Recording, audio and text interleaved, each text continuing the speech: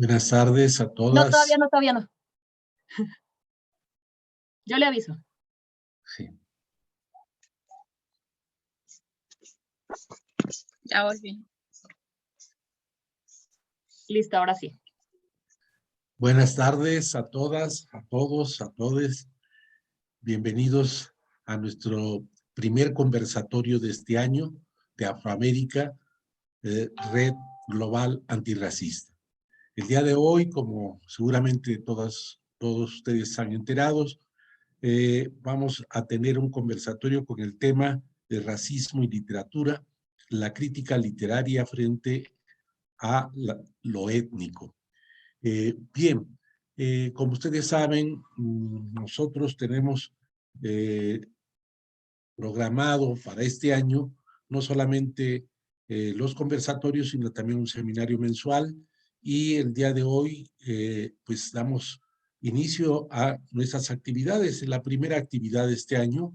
Y quiero agradecer y saludar a nuestros conversantes el día de hoy. Desde luego a la doctora Mayra Santos Febres. Muchísimas gracias, doctora, por estar aquí con nosotros. Estamos encantados de tenerla. Es un honor, de veras, tenerla a usted y a los demás participantes en este conversatorio. A la doctora Silvia Solano Rivera, también muchísimas gracias por estar conectada aquí con nosotros. Ambas son integrantes de Afroamérica, Red Global Antirracista, y también tenemos al doctor Sergio Ugalde.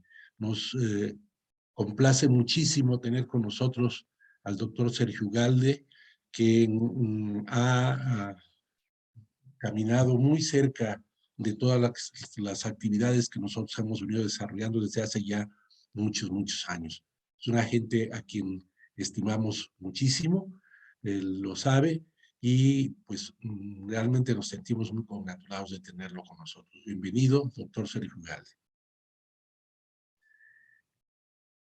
Bien, vamos a iniciar.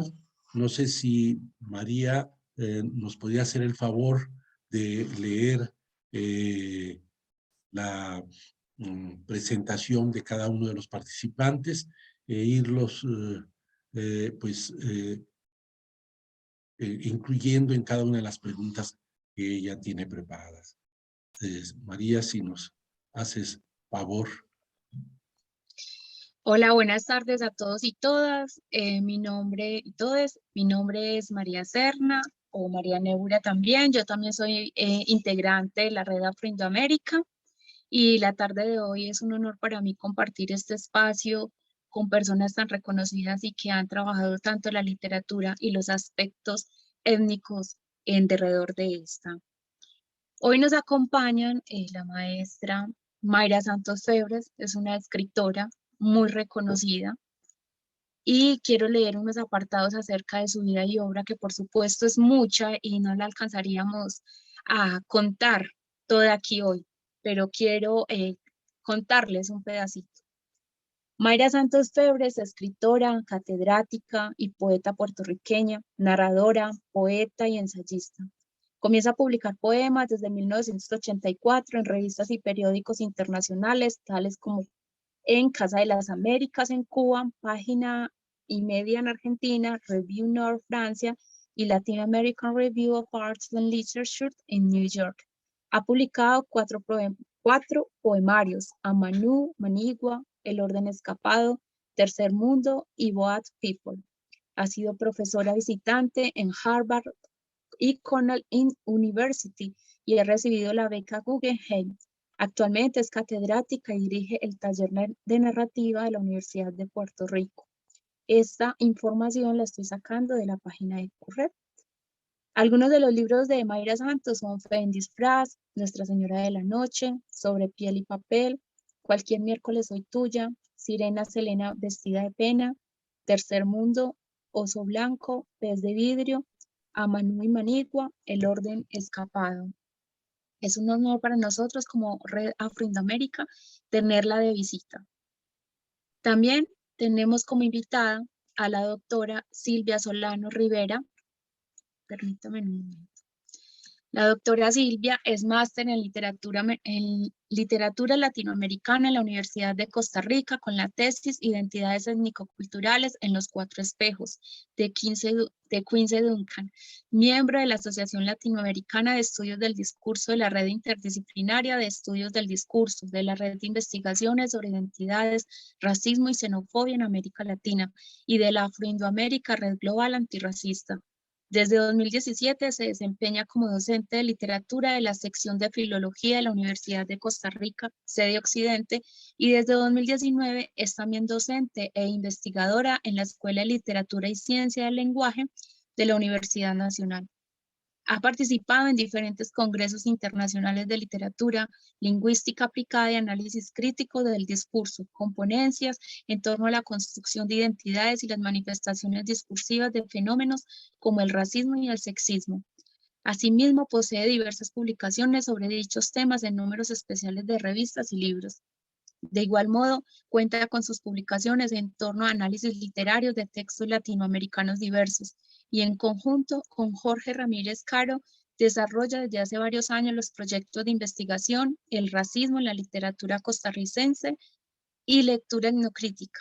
Con Ramírez Caro ha publicado los libros Racismo y Antirracismo en Literatura 2017, Los Desafíos del Lector 2018 y Cocorí Racista y Gutiérrez también 2019, este último galardonado con el premio Una Palabra 2018. Agradecemos mucho la presencia de la doctora Silvia en este espacio. Por último, voy a pasar a leer el breve currículum del doctor Ugalde. Sergio Ugalde Quintana es profesor investigador de tiempo completo del Centro de Estudios Lingüísticos y Literarios del Colegio de México. Sus temas de investigación y de docencia son el ensayo y la poesía latinoamericanos del siglo XX. Obtuvo el doctorado en literatura hispánica por el Colegio de México y ha sido becario postdoctoral en la Universidad de Potsdam, gracias al financiamiento de la Fundación Alexander von Humboldt. De 2007 a 2019 fue profesor titular en el Colegio de Estudios Latinoamericanos de la Facultad de Filosofía y Letras de la Universidad Nacional Autónoma de México, en el área de literatura latinoamericana. Es miembro del Sistema Nacional de Investigadores. Entre sus publicaciones se encuentran los libros La poética del cimarrón, de Aimé Césaire y la literatura del Caribe francés, de Conaculta. La biblioteca en la isla, una lectura de la expresión americana de José Lezama Lima, Colibrí. Ha editado Los Epistolarios, Un amigo en tierras lejanas, correspondencia de Alfonso Reyes, Werner Jaeger, 1942-1958, del Colegio de México. Nuevamente sean bienvenidas nuestras invitadas y nuestro invitado y todas las personas que hoy nos están viendo desde sus casas, desde sus oficinas, desde cualquier lugar donde se encuentren, y los invitamos a participar de manera activa en este espacio. Bueno, vamos a comenzar entonces este conversatorio después de esta breve introducción a tantas de las actividades que nuestros invitados e invitadas han elaborado. Yo quisiera comenzar con una pregunta, y si vamos a hablar de racismo o de antirracismo, habría que comenzar al menos por una definición de racismo, puesto que muchas veces cuando estamos discutiendo acerca del tema, muchas personas nos dicen, pero eso no es racismo, eso es discriminación o eso es cualquier otra cosa, pero no se entiende y no se asume como tal. Yo quisiera que nuestros invitados comenzaran diciéndonos para ellos mismos qué es racismo, y quisiera comenzar con la doctora Silvia en este momento con esta pregunta. Doctora Silvia, ¿nos podría decir usted qué es racismo?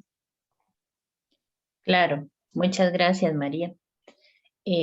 Pues entendemos por racismo, voy a dar una respuesta desde los estudios críticos del discurso y desde el pensamiento descolonial, ¿verdad?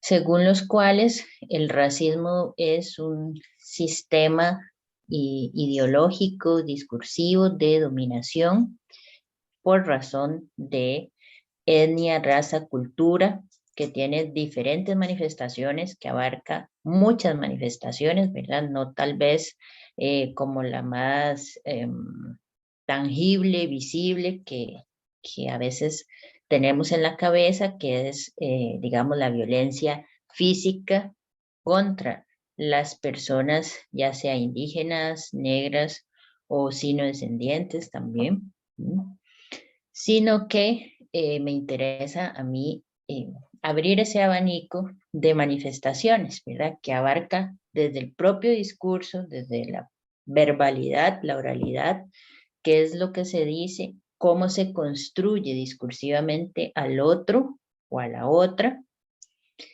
desde una ideología de dominación, es decir, menoscabándolo en sus cualidades y maximizando cualquier defecto que pueda tener.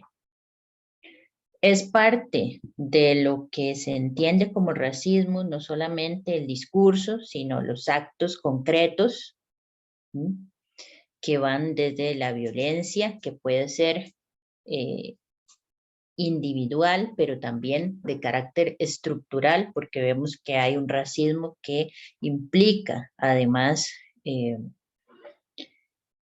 que, por ejemplo, pensemos el aparato educativo o el aparato jurídico están coludidos con esa ideología y por lo tanto ejercen una discriminación racial hacia determinadas personas. Como apunta acá la doctora Mayra Santos Febre, hay un racismo epistémico también. ¿Qué quiere decir eso? Pues que se toman en consideración solamente el conocimiento producido por un determinado grupo y se ignora, se obvia, se excluye el conocimiento producido por todos los demás. Se considera que hay un conocimiento que es el conocimiento, que es el privilegiado, y se desacreditan los demás o se les, digamos, se les rebaja, no se les considera conocimiento, sino como saberes alternativos. Entonces, el racismo vemos que es una cuestión muy compleja, muy amplia y también muy importante, forma parte de algo más grande, que es la colonialidad, ¿verdad? Que es este sistema de pensamiento que nos ha quedado a partir de la colonia y que no acabó con las independencias políticas de nuestros países, sino que hay un sistema de pensamiento que nos sigue afectando, que sigue teniendo efectos palpables y tangibles en nuestras sociedades, y como parte de esa colonialidad no solamente existe el racismo, sino que se conjunta con otros sistemas de dominación como el sexismo, como el clasismo, etc. Entonces, es importante también tener eso claro. El racismo rara vez viene solo, sino que anda acompañado y se nutre de esos otros sistemas de dominación.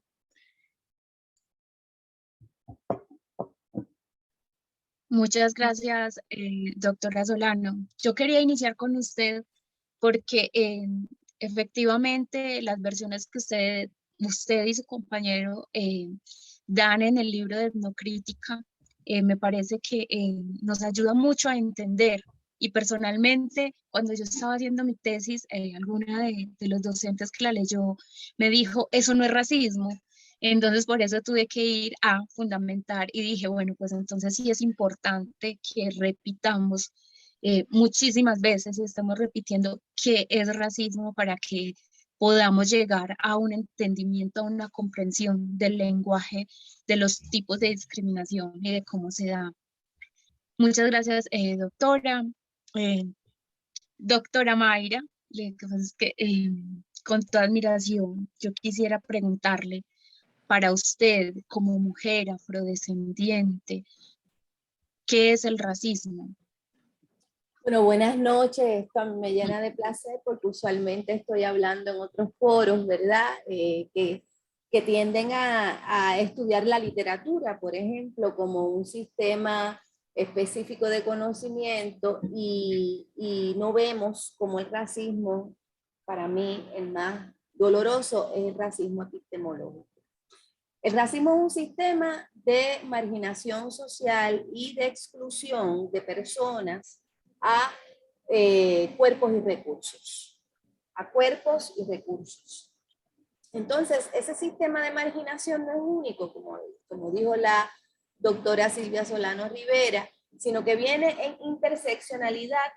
Casi nunca vemos racismo, marginación racial sin marginación de clase, marginación racial de clase y de género, marginación de clase, de género y de identidad sexual. A veces también tiene que ver la cuestión de esas marginaciones mezcladas con inmigración, como está pasando mucho ahora con la situación de los inmigrantes haitianos,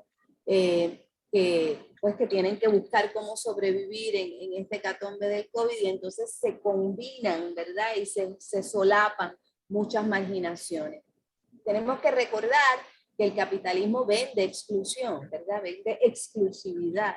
Así que estas construcciones raciales cambian y mutan a lo largo del tiempo, de acuerdo con las necesidades del capital, de excluir a ciertas personas del, vuelvo y digo, control de cuerpos y recursos, porque de ahí es que viene el asunto. Es una construcción totalmente inventada. Las razas no existen, ¿verdad? La raza negra no existe, la raza india no existe, la raza china no existe, tampoco existe la raza blanca, los blancos no existen. Eso anteriormente, ¿verdad? Por la trata transatlántica, personas que antes eran belgas o flamencos o gallegos o navarros se convirtieron en blancos. De la misma manera en que personas que eran Ico, Chui, Bambara, Yorubá, Fulá, o que eran Wahoo, Puna, Inca, Quechua, Totomí, se convirtieron en indios o se convirtieron en afro. O sea, eso fue un discurso específicamente que responde a unas necesidades históricas para el control de cuerpos y de recursos. Así que cuando lo entendemos así, que el racismo es específicamente, ¿verdad?, un discurso de exclusión, vemos la gama de intervenciones discursivas que se van moviendo a lo largo del tiempo y del espacio para excluir a unos grupos de, repito, el control de cuerpos y recursos, ¿no? Entonces hay una parte, cuando yo estoy diciendo, y aquí voy a tratar de ser lo más breve posible, porque es un tema que me apasiona, ¿verdad?, que es el racismo epistemológico. ¿Qué es racismo epistemológico? Bueno, el racismo epistemológico es la supremacía blanca que se ejerce, ¿verdad?, a través del discurso de la modernidad. Eso lo ha estudiado muy bien Catherine Walsh, Walter Manignolo, todos los demás. También lo está estudiando el Critical Race Theory en Estados Unidos, que es cuando todos los sistemas, comunicación, educación, los sistemas legales de vivienda, los sistemas de aprisionamiento de ciertas personas y no otras, ¿verdad? Las condenas que se le ponen a los inmigrantes, por ejemplo, blancos, que llegan ilegales a los Estados Unidos, por ejemplo, pero no, ese no es el problema son los inmigrantes racializados, ¿no? Los afro o los indígenas, en este caso en particular, o los asiáticos, que la palabra no sirve para nombrar la cantidad de gente diversa, filipinos, camboyanos, que llegan a Estados Unidos y que son masacrados, puestos en jaulas, dándole unas condenas terribles, o en Europa, por esa condición. Entonces, el racismo epistemológico es bien difícil porque se da por dos grandes vías. La primera vía es la vía de el discurso de la razón, ¿verdad? Esta cosa que nosotros como investigadores endiosamos tanto, y que yo siempre digo que la razón no sirve para mucho, sirve para llegar al baño y cuidado. Pues la razón que nos da de comer a muchos de nosotros, porque nos pagan por pensar, y eso a mí me encanta. Ese discurso de la razón es inherentemente racista, tanto y en cuanto divide a la gente entre personas racionales y por lo tanto humanos, e irracionales y por lo tanto subhumanos, ¿no? Entonces, la filosofía afro, la filosofía africana no se estudia y de hecho ni se reconoce cuando hay una larga tradición de filosofía afro en el mundo. Las filosofías de los pueblos originarios no se reconocen, se ven como superstición, se ven como magia, se ven como discurso irracional. El discurso mismo de la modernidad es racista tanto y en cuanto implica que hay unos pueblos primitivos versus unos pueblos, ¿verdad? Civilizados, y que esos pueblos civilizados hablan español o cualquier otro idioma europeo, francés o alemán, que olvídate, si tú hablas alemán, eres casi Dios.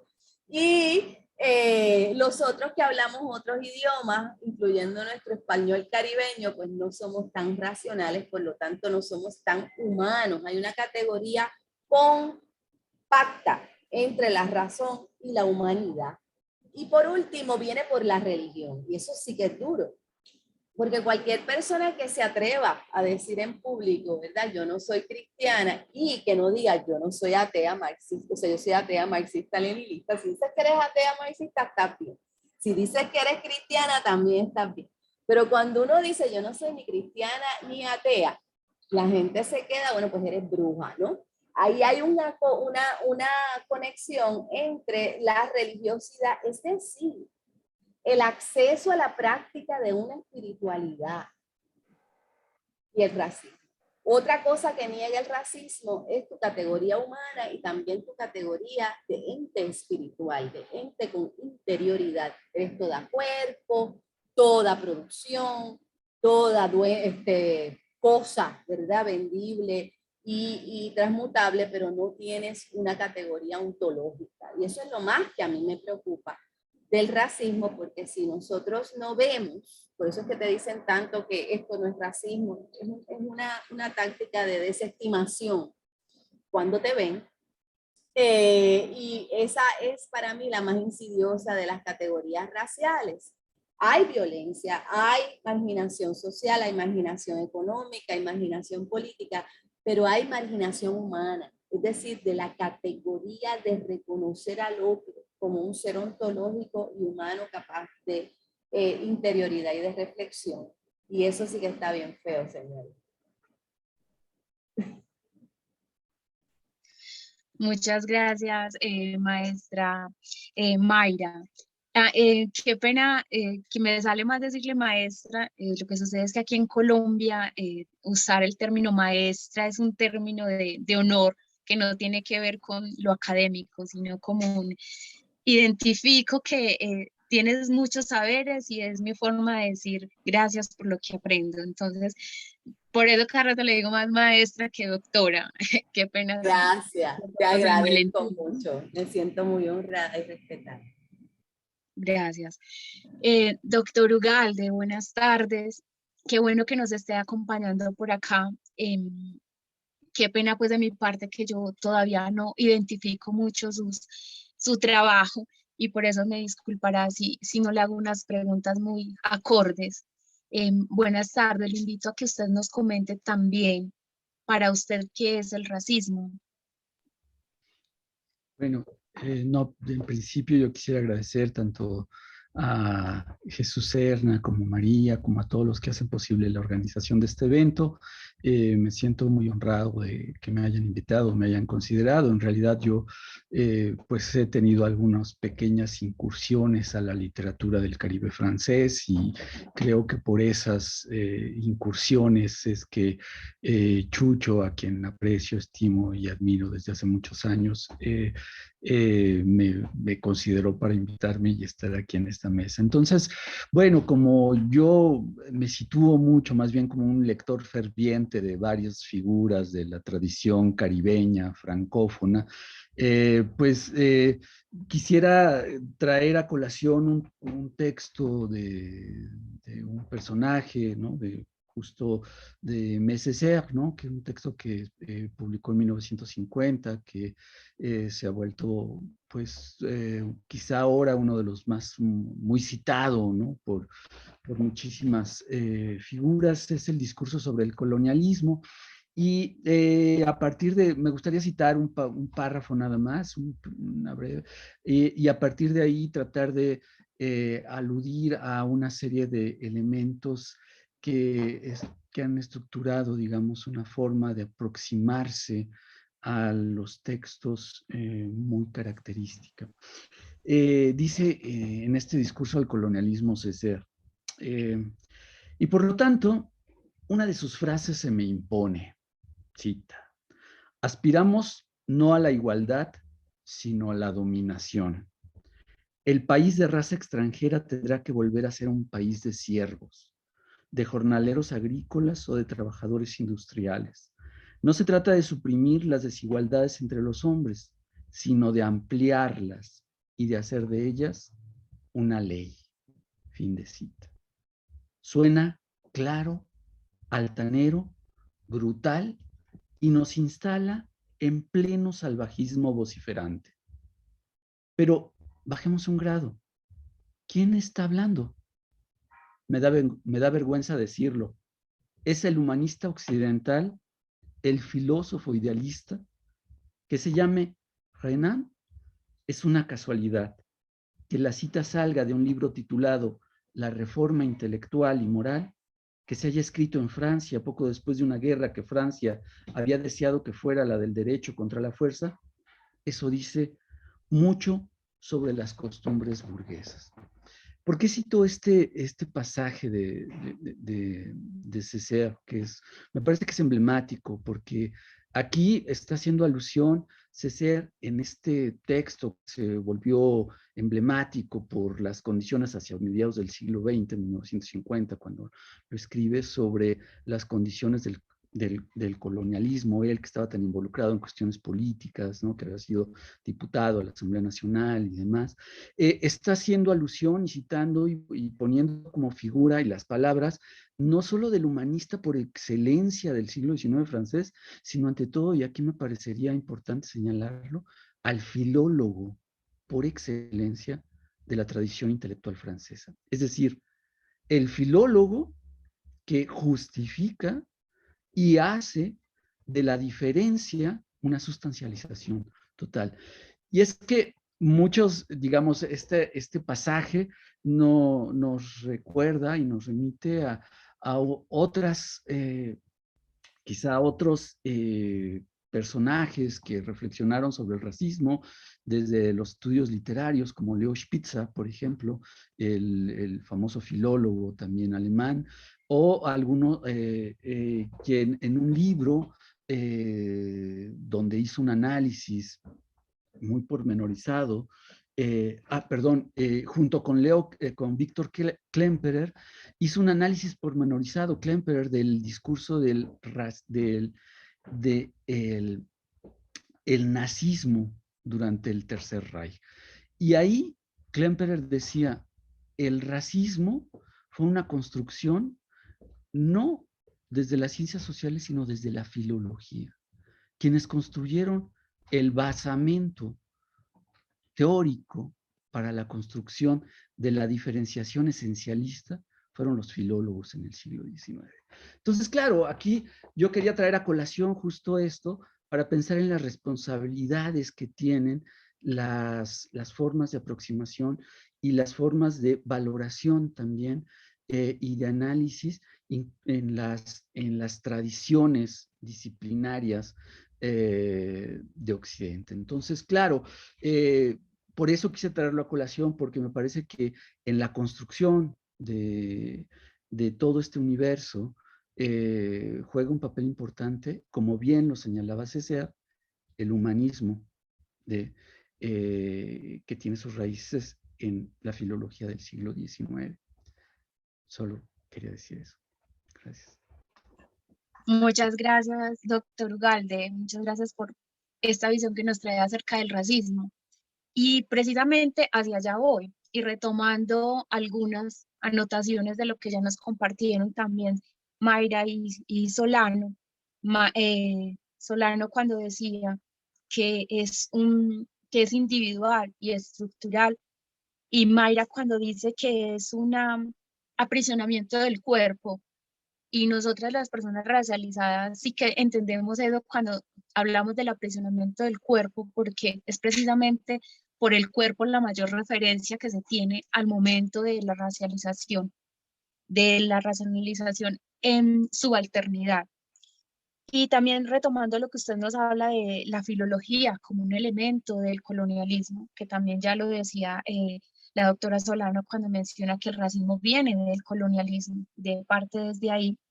Entonces yo quisiera ahora preguntarles, precisamente como la literatura está enmarcada y en muchos momentos se ha utilizado como una herramienta de la colonización, de la colonialidad, quisiera preguntarles a ustedes acerca de los autores en el mundo de la literatura, los autores racializados, cuáles son los autores que vemos ahí, cuáles son las racializaciones o las epistemes, las visiones de mundo que sobresalen en la literatura, porque es allí donde hablamos de una literatura que pretende ser universal, pero ¿cuál es esa literatura que pretende ser universal y por qué? ¿Cuáles son los autores también racializados en su alternidad, que son las personas indígenas, las personas afrodescendientes, las personas judías también muchas veces, que eso la doctora Solano sabe más del tema, por ese lado yo sí conozco muy poquito. Entonces, que han logrado romper el canon blanco. ¿Cuál es el canon? ¿Cómo se ha roto? ¿Cómo ingresamos o ingresan las personas racializadas? Y quisiera comenzar acá con la maestra Mayra, porque particularmente me gustaría que ella nos comentara cómo ha sido para ella como autora afrodescendiente poder comenzar a publicar, cómo fue comenzar a escribir. Y aquí también porque sigo algunas de las palabras de Chimamanda Ngozi Adichie cuando habla del problema de una sola historia, de qué es lo que hay en el canon, de cómo es ser una escritora afrodescendiente. Maestra Mayra, por favor. Gracias, gracias. Bueno, yo les puedo hacer la historia mía personal, pero me apasiona más hablar de cómo funciona el sistema literario, el sistema letrado para la exclusión y también de las estrategias que tenemos muchos escritores y escritoras racializadas para romper. Una de las más importantes es la desobediencia epistemológica, ¿no? Era lo que estaba hablando, a lo que muy sutilmente se estaba refiriendo el maestro Sergio Ugalde cuando habla de la responsabilidad que tenemos nosotros y nosotras, los estudiosos, ¿verdad? Y los que nos interesa este tema, para reparar, este es un proceso de reparación, ¿no? De reparaciones, para reparar el daño hecho por el sistema colonial que nos formó. O sea, porque, pues, si a mí, ¿sabes? Yo puedo identificar el trabajo de Néstor Renan y puedo hablar de todas estas cosas, pero no puedo nombrar a la misma vez los grandes filósofos africanos porque los estoy estudiando todavía. No llegan a mí de una manera tan fácil como llega lo francés o lo alemán o lo español o lo italiano o lo anglo.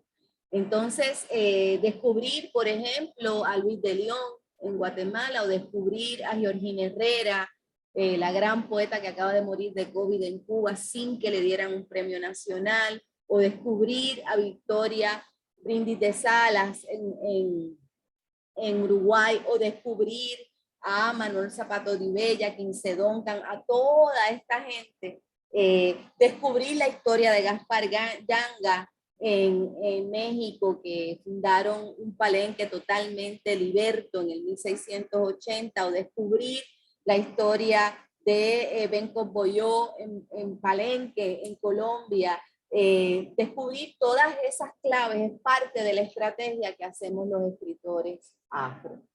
Esa recuperación de la memoria es bien importante y es una de las estrategias más grandes, ya que los discursos oficiales niegan que tenemos historia. El descubrir esa historia, el nombrarla con nombre y apellido, el remitirse a unas estrategias y a citar a otra gente es para nosotros una estrategia bien importante. citar a Césaire, citar a Fanon, citar a Edouard Glissant, citar a Bell Hooks, que acaba también de morir hace poco, citar a los nuestros, para, como bien nombra, ¿verdad?, la gran feminista decolonial dominicana Yudelquis Espinosa, ejercer una desobediencia epistemológica de entrada. Tú tratas lo menos posible de citar a Foucault y lo más posible de citar a Achille Mbembe en Necropolítica o en Crítica de la Razón Negra, que hace una lectura impresionante de los constructos filológicos y filosóficos europeos que crean esta desigualdad humana. Entonces eso es bien importante, esa es una de las estrategias más importantes, y lo que vas a ver en mucha literatura, la mía, la de Yaisa Jiménez, la de todo el mundo, es valorar ese otro saber letrado, pero también el saber oral ancestral. O sea, yo no he leído una sola escritora, Tzotzit, Tzoquil, palenquera, de ningún sitio, ni ningún otro escritor que no erija la figura del abuelo, que no erija la figura de la abuela, que no erija la figura del saber ancestral como un saber primario, sin pelos ni señales. O sea, decir, yo aprendí esto de mi abuela, tú lo aprendiste de Platón, pero como dice Sor Juana Inés, si Platón más hubiese cocinado, más hubiese escrito, ¿no? Esa desestimación de los conocimientos oficiales y erigir y el valorar los conocimientos ancestrales, y también los escritores, los productores de conocimiento, ya no si oral o escrito, sino todo junto, que son nuestros. Así eso es bien importante. La segunda estrategia es insistir en una visión de mundo. Eso se hace a través de nombrar arquetipos específicos que no son los cristianos, que no son los eurocentrados y que no son los racionales desde Occidente.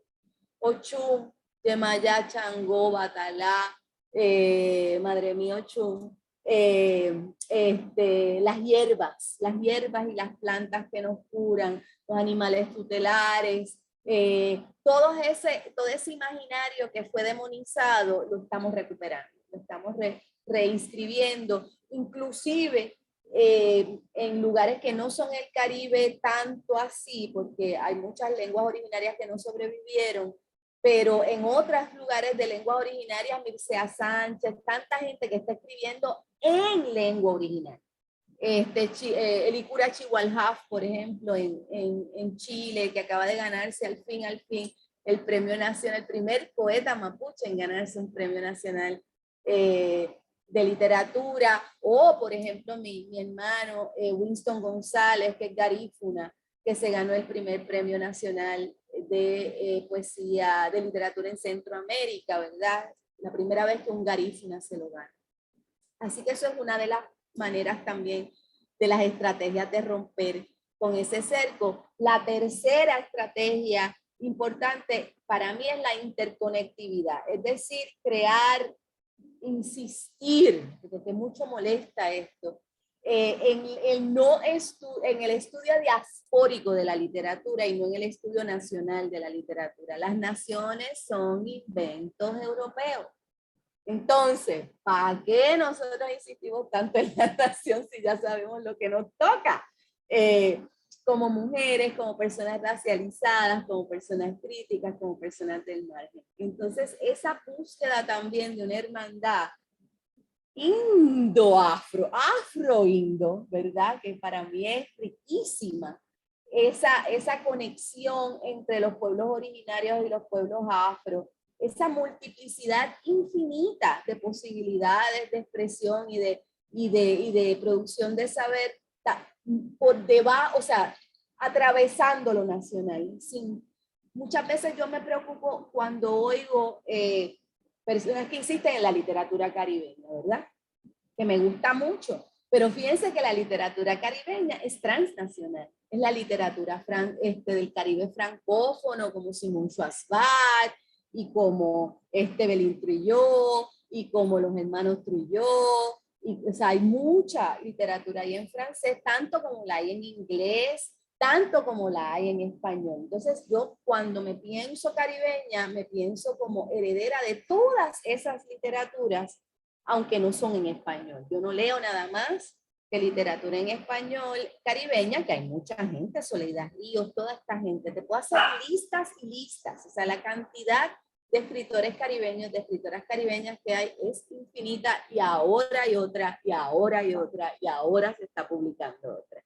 Por lo tanto, el problema no es publicar. Ahora por internet hay muchas posibilidades de publicar, hay muchos espacios alternativos, editoriales alternativas, hay muchos festivales, el Pocafest, el Letras Boricua, Casa de las Américas, que yo me estoy distanciando, ¿verdad? Un poco de Cuba por lo que está pasando con el grito de San Isidro y las penas terribles que le están imponiendo a las personas por querer denunciar el racismo dentro de la revolución cubana. Cuba es un sueño que duele. Entonces, ese proceso, ¿verdad?, ha creado una increíble cantidad de escritores que publican. El problema no es que publiquen, el problema es que se les lea y se les estudie y entren en un circuito, porque nosotros, mal que bien, publicamos. Muchos. O sea, yo no te puedo decir que en Puerto Rico, o que yo tuve un gran problema para publicar. Yo no tuve un gran problema para publicar. Yo sigo estando en un circuito, ¿verdad? Que yo no sé ni qué fue lo que pasó, que no me vieron entrar, no me vieron venir, ¿verdad? Y de repente Planeta, México, premios de Guggenheim y Harvard y toda esa vaina. Pero he tenido mucha suerte y además pues soy excesiva, como te puedes dar cuenta, ¿verdad? Me desbordo. Pero los escritores caribeños, los escritores racializados, tenemos oportunidades de escribir. Seguimos al margen porque no hay un sistema completo literario que nos acoja, mientras que el sistema literario latinoamericano, iberoamericano, sigue mayormente dominado por hombres criollos claros que cuentan un mismo cuento. Ya yo no los leo, porque ya me los sé de memoria. Es bien raro que aparezca un cuento que a ti te llame la atención y que te deslumbre, como qué sé yo, Julián Ebert o algo así. Pero el cuento épico de la violencia, bendito, que se mueren y dejan a la novia sola, ya lo sabemos. Así que ese otro cuento sí está, pero está en un espacio marginal, no por falta de publicación, sino por falta de un sistema en donde esos trabajos circulen. Y por falta de crítica, hasta cierto punto, ¿verdad? Y ahí vuelvo a la responsabilidad que señalaba Sergio Valde. Mayra, muchísimas gracias. Doctora Solano, maestra Solano, por favor, continúe usted. Gracias, María. Pues yo considero que, como bien decía la doctora Santos, para ingresar al canon, los autores racializados no la tienen fácil, al margen de esta cuestión de publicación. Ese circuito que nos toca directamente a nosotros, a la academia, a los críticos, a los que hacen teoría literaria, a los que hacemos crítica, a los que hacen historiografía literaria, ahí es donde tienen la piedra, ahí es donde está el mayor obstáculo. Y voy a hablar en el caso particular de Costa Rica. ¿Qué ha pasado en Costa Rica?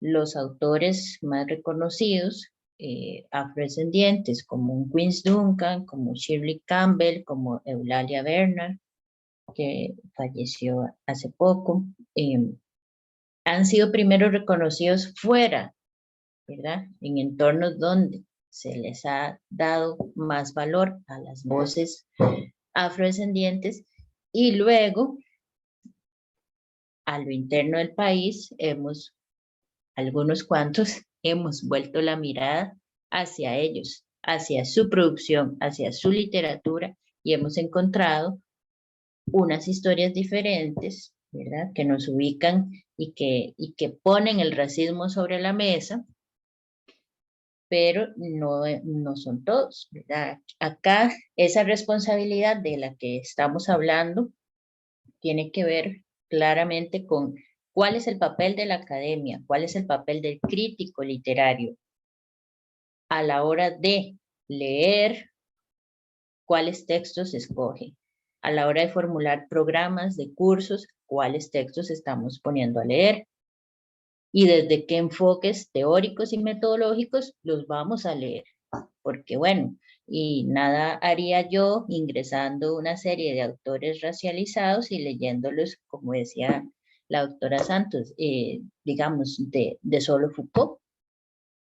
Hay que hacer el cambio en no solamente en cuáles autores leemos como textos literarios, como canon de literatura, sino también desde qué teorías y qué métodos, y abrir el horizonte a no los mismos autores teóricos de este racismo epistemológico en que nos hemos formado, nos ha enseñado que son las élites europeas y norteamericanas las que producen las teorías con las cuales nosotros deberíamos ver y analizar el mundo. Pues no, la crítica latinoamericana desde hace mucho insistió en la necesidad de que pudiéramos formular unas teorías y unos métodos propios desde los cuales analizar y leer nuestros propios textos y ver y evidenciar nuestras propias realidades y nuestros propios problemas.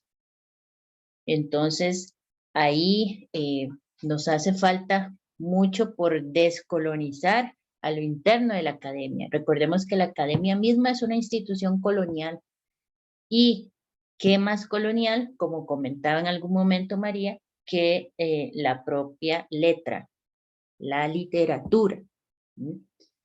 Y cómo nos ha tocado desde América Latina, desde la diáspora y desde tantos lugares, de alguna manera torcerle el cuello a esas lenguas con las cuales nos colonizaron para construir otra cosa y poder decirnos. Entonces, creo que eso es parte de lo que se necesita para ensanchar los cánones, ampliar, y por supuesto esta cuestión que mencionaba la compañera sobre las literaturas nacionales. Bueno, hay que revisar no solamente qué estamos haciendo como críticos hoy, sino qué ha hecho la crítica históricamente. Se ha dicho muchas veces que las literaturas nacionales de América Latina tuvieron un papel fundamental en la fundación de esas naciones como étnicamente homogéneas. Ok, pero ¿y la crítica qué ha hecho? La crítica también ha tenido su papel allí, fundando un canon de lo que se consideró literatura nacional. La historiografía literaria también. Y bueno, si nosotros revisamos una historiografía literaria, agarramos a Oviedo, por ejemplo, vemos cómo claramente el trato es diferenciado para los autores varones y para las autoras, poquísimas que menciona. Ni que decir de que vaya a incluir autoras racializadas, porque no las hay. Entonces, todo eso necesitamos descolonizarnos poco a poco para poder colaborar con el ingreso de otras voces al canon. Hace falta también escuchar, tener claro que no solamente vamos a encontrar manifestaciones más típicas o tradicionales o estereotipadamente concebidas como fuentes, ¿verdad? Lo que mencionaba antes la doctora Santos, del recurso al abuelo o a la abuela, inclusive en el caso de Shirley Campbell, que he estudiado más, imaginarse cómo era la abuela, porque nunca la conocí, pero imaginarla a través de los padres, a través de la familia, esa red, esa fuente desde la cual diversos autores se alimentan. Pero yo creo que la tarea más grande es esa, descolonizar todo el engranaje educativo que tiene un gran peso con respecto a lo que se lee y lo que no se lee. En el caso de Costa Rica, pues hay una parte de la academia que sugiere qué libros se leen, por ejemplo, en primaria y en secundaria, y allí es donde hay que trabajar más, porque pues lo que se lee en la academia repercute en lo que se lee en primaria y secundaria también, y cómo se va construyendo ese canon y cómo niños y niñas se encuentran representados o no en lo que están leyendo. Gracias, maestra Solano, muchas gracias. Bueno, doctor Ugalde, si usted también quisiera complementar esta pregunta, sumarla a la pregunta que nos hace, el comentario que nos hace la doctora Judith Solis Telles, que le pide que si por favor puede ampliar un poco su punto de vista acerca del racismo desde la filología. Entonces, si pudiera por favor atender, doctor Ugalde, a la pregunta por las formas en las cuales los autores están en el canon y en la literatura, sobre todo los autores racializados, y complementar con su visión acerca del racismo desde la filología. Muchas gracias. Sí, gracias por la pregunta. Yo citaba a Césaire en este discurso del colonialismo porque ahí dejaba muy claro el vínculo que había entre esa violencia sistemática y excluyente por una figura que era el paradigma del humanista, que era el filólogo, que era Ernest Renan, ¿no? Y el tema es que justo es el filólogo por excelencia durante el siglo XIX en Francia, pero así como es el filólogo por excelencia en el siglo XIX en Francia, así también en las distintas tradiciones de Occidente, en la tradición alemana, en la tradición inglesa, en la tradición hispánica también. Tenemos a muchos otros filólogos que se vuelven como las figuras emblemáticas de los fundadores de la disciplina en el XIX, pero la mayoría de las veces esos proyectos filológicos como el de Renan, que deja ver Césaire, están tensados por un proyecto político muy claro también, ¿no? Y entonces el asunto es justo cómo se tensa, cómo se relaciona un proyecto de saber disciplinar, como es la instauración de los procesos filológicos, del estudio de las lenguas, del estudio de las gramáticas, del estudio de las literaturas, de los estudios de las formas y los estilos, con un proyecto político en todo ello. Entonces, claro, a mí me interesaba destacar eso porque se puede ver en distintos filólogos fundadores del siglo XIX. Y ellos, por eso yo también citaba a otra figura, ellos son los que fundan realmente el discurso del racismo en el XIX. No son ni los antropólogos, ni los sociólogos, son los filólogos el fundamento de la diferenciación cultural convertida en esencializante. Por eso es que lo citaba. Y bueno, también como yo ante todo me considero un lector agradecido de muchos de los libros a los que me han llegado a las manos, pues yo siempre remito y cito justo esos textos que me han provocado y me han incitado. Y así como cité el discurso sobre el colonialismo, me gustaría ahora citar otro texto de el mismo Césaire. Después me gustaría traer a colación a otra figura también del Caribe francés, pero este texto fue escrito en 1939 y se llama Cuaderno Un Retorno al País Natal.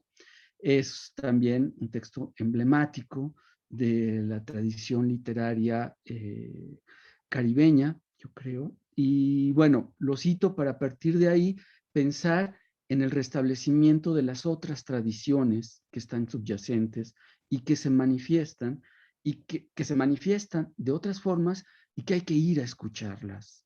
Hay que aguzar el oído para entender los rumores de esas otras tradiciones que también nos cuentan, nos cantan y nos recrean historias muy hermosas, bellas, a veces atroces también, pero totalmente evocadoras. Y entonces, cito a Césaire, dice en una parte del cuaderno Un País Natal, cuaderno Un Retorno al País Natal, palabras, sí, palabras, razón, te consagro viento del anochecer, boca del orden, tu nombre, me es corola del látigo, belleza, yo te llamo petición de la piedra, pero el ronco contrabando de mi risa, mi tesoro de salitre, porque los odiamos a ustedes y a su razón, y reivindicamos la demencia precoz, la locura ardiente, el canibalismo tenaz.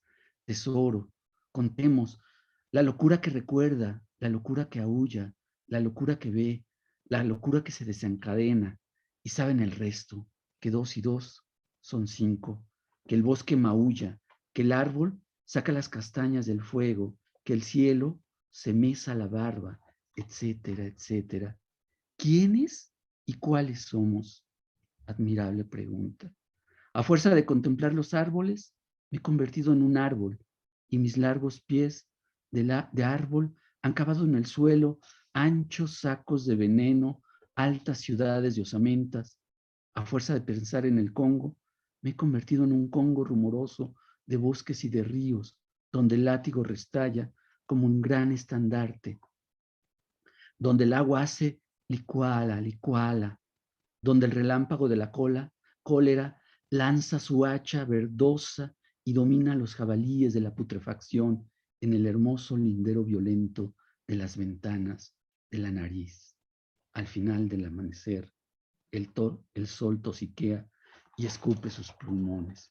En esta pregunta sobre quiénes somos, cuáles somos, y que se hace Césaire y que relaciona y vincula con todos estos espacios y lugares, también hay personajes reivindicados, y es ahí donde quisiera traer a colación lo que decía Mayra al respecto, las memorias de los otros y las estrategias de representación de esas memorias, porque en esas estrategias de recuperación y de representación es que están justo las muchas tradiciones que es evidente poner a flote, que es necesario escuchar y traer a cuento.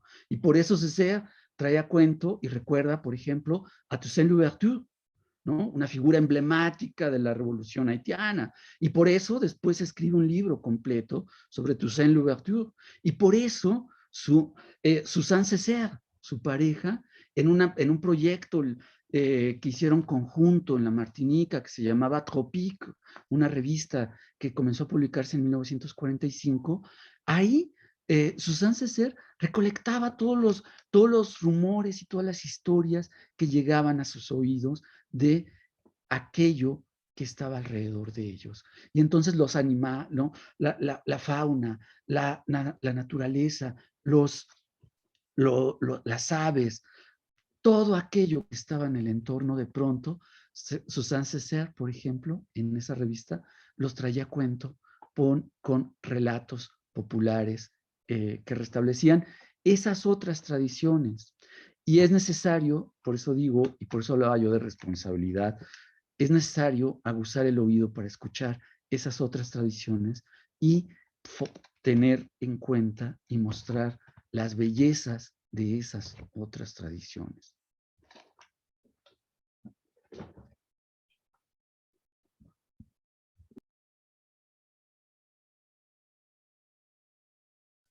Tienes cerrado tu micrófono, María. Claro que sí, creo que estamos muy de acuerdo con sus palabras, doctor Ugalde, muchas gracias. Tengo la impresión de que la maestra Mayra quiere decir algo en este momento. Es que una de las cosas que, volviendo otra vez a lo cosmogónico y a lo ontológico, cuando leemos la poesía de Césaire, que es canónica dentro del Caribe, y vemos ese reencuentro de las raíces Congo en la naturaleza, en el agua, en los ríos, en las aves, hay un trabajo que hacer que a veces es bien difícil hacerlo o aceptarlo. Y aquí voy a hacer un pequeño cuento mío, ¿verdad? Yo me crié católica, pero no creyente a la misma vez. Desde pequeñita no resonaba con esa manera de ver el mundo y no entendía por qué, y entonces pues me echaba la culpa de que yo no tenía suficiente fe. Pero luego, recordando a mi abuela santiguadora, que me curaba con plantas, que en la parte de atrás de su casa estaba la hierba bruja, estaba la prodigiosa, estaba el anamú, estaba el orégano brujo, y de ahí sale mi primer poemario, Anamú y Manigua, a los 19 años, ya cansada de pelear contra mí misma, ¿no? Contra esta otra espiritualidad que luego fui estudiando y que no termino de estudiar en la cosmogonía bantú, por ejemplo, que llegó al Caribe y que establece que tú eres tú y tus ancestros. Tú no eres tú nada más. Así como en el DNA y así como en tu sangre está la información directa y concreta, codificada de tus ancestros en tu espacio emocional y psicológico también, y hay unos conceptos filosóficos como el Ubuntu, soy porque somos, o el Sankofa, hay que recoger la semilla para poder encontrar el sendero, que insisten en esa otra historiografía que no es lineal, ¿no? Aquí me voy a tomar el momento de verdad de citar al gran Edouard Glissant, otro gran pensador del Caribe francófono, que decía que en Poéticas de la Relación, sobre todo, Poéticas de la Relación, habla de esta manera reticular que ahora con la filosofía del caos y después de leer a Antonio Benítez Rojo llamamos la isla que se repite, y que yo particularmente hablo de filosofía fractal, y que Pedro Lebrón Ortiz, un filósofo puertorriqueño afro, le llama la filosofía del cimarronaje. O sea que hay muchas maneras de nombrar esa manera fractal, ese uno múltiple, ese ser de uno, pero a la misma vez múltiple, que tiene un fundamento específico con las filosofías afro, también yorubá. Cuando se habla del río, se habla de Ochun, cuando se hablan de las plantas, se habla de Osain, cuando se habla del mar, se habla de Yemayá, porque lo que se está nombrando, ¿verdad?, es la fuerza de la naturaleza, que es uno también, porque somos naturaleza. Entonces ese canto hermoso, esa es mi parte favorita del Cahier, ese canto a que yo me convierto en un congo rumoroso donde suena el látigo, es en una sola oración, un solo verso, recuperar 400 años de historia, ¿no? Y eso es lo que es maravilloso de específicamente la poesía y la literatura. Dice una teórica, una crítica literaria de la Universidad de Yucatán en México, pero ella se llama Margaret Shrimpton, que en el Caribe la literatura va antes que la historia. O sea, recorre procesos y después entonces viene la historiografía y la filosofía y los alcanza.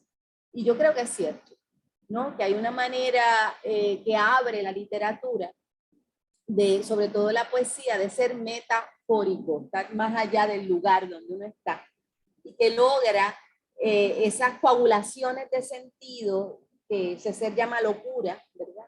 O digamos la razón, quiero ser la locura, precisamente porque ahí está el quiebre, y en ese quiebre y en esa grieta puedes nombrar de otra manera, puedes nombrar lo que la razón, lo que nuestros discursos racionales y superiores ha desestimado como locura. O sea que como Césaire está ahí en los años 50, todavía está en ese espacio binario, diciendo, bueno, tú eres blanco, yo soy negro, tú eres racional, yo soy loco. Pero en esa locura, ¿verdad?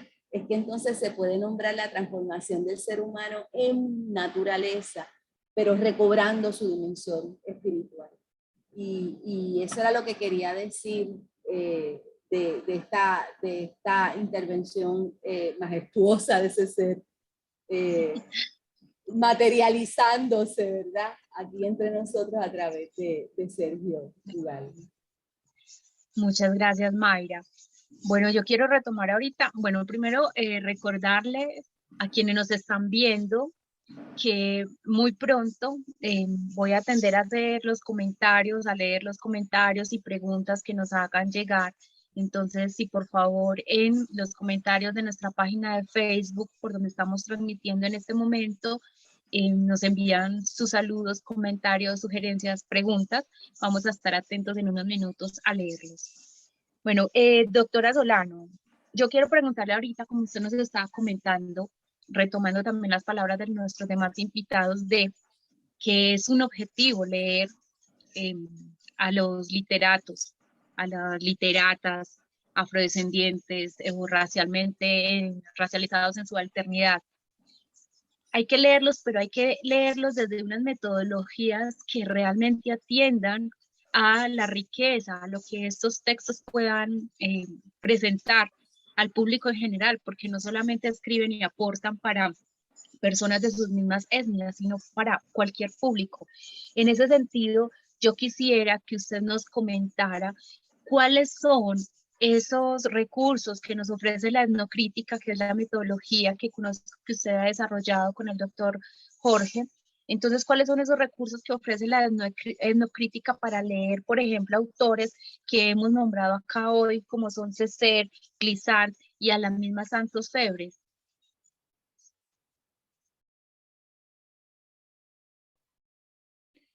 Sí, bueno, la etnocrítica como tal, como herramienta teórica metodológica, tiene unos principios fundamentales que nos abren la posibilidad de acercarnos a estos autores en razón de ser una posición inter y transdisciplinaria.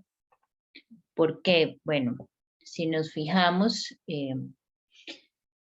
tenemos clarísimo desde lo que llamamos propiamente teoría literaria, ¿verdad? Que se ha concentrado tradicionalmente en analizar lo estético, que el texto es un condensador de sentidos, de significados. Pero además de eso, un texto literario condensa una serie de saberes, por lo tanto tiene un gran espesor epistemológico. También genera filias y fobias, es decir, que nos va llevando a afiliarnos o identificarnos con determinados personajes y rechazar a otros, de modo que también tiene un gran espesor político. El texto también promueve una serie de sistemas de valores, por lo cual tiene un gran espesor ético. Y condensa una serie de gustos y maniobras y usos retóricos, razón por la cual tiene un gran espesor estético. Esa suma, ese gran espesor que enfrentamos a la hora de acercarnos a un texto literario, no puede ser asumido solamente desde lo que se llama estrictamente teoría literaria, sino que es necesario abrir a asumir esos saberes, esos conocimientos, otras disciplinas, sea psicología, sociología, religión, filosofía, ¿verdad? Hablando desde disciplinas constituidas, pero también estas otras voces en cada uno de esos ámbitos, ¿verdad? No solo si yo digo, ok, necesitamos filosofía, pero no solamente Aristóteles y Sócrates y los de siempre. Como acaba de decir la doctora Santos, necesitamos saber qué es el Ubuntu. Si, para yo poder atender a lo que el texto literario me plantea, necesito buscar. Y eso es un detalle importante en todo esto que hemos conversado. Bueno, ¿de dónde yo saco? Si estoy en un ambiente colonial, eurocentrado, hay que también poner uno de su parte y buscar más allá, ¿verdad? Buscar salirse del canon, buscar dónde están esas otras voces, porque hay otras voces. ¿Por qué no me las ponen a leer en el curso? ¿Por qué no las referencian? ¿Dónde están? ¿Dónde las puedo encontrar? Ese es un trabajo también urgente y necesario y muchas veces, digamos, personal o que se lleva a cabo en soledad, dependiendo de dónde nos encontremos. En el caso nuestro, en el entorno académico en que estamos, no es el tema más estudiado, ni más preferido, ni más popular, y entonces ustedes son los que están estudiando a esos autores y qué les pasa, ¿verdad?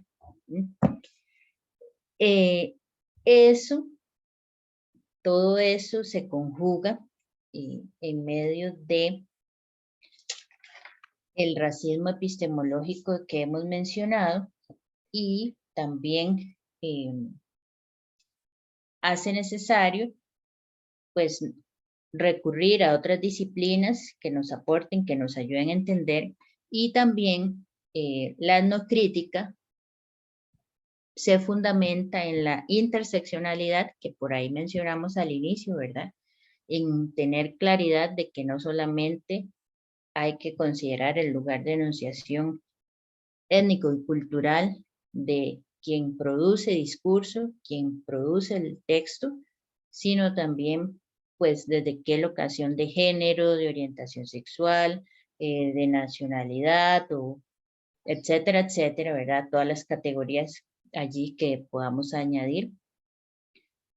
También una cuestión importante que nos abre la etnocrítica es la interconexión, no solamente enfocarnos en lo estético, sino también en lo ético y lo político. ¿Cuáles son las implicaciones políticas, ideológicas que tienen las representaciones étnico-culturales que se materializan en los textos literarios?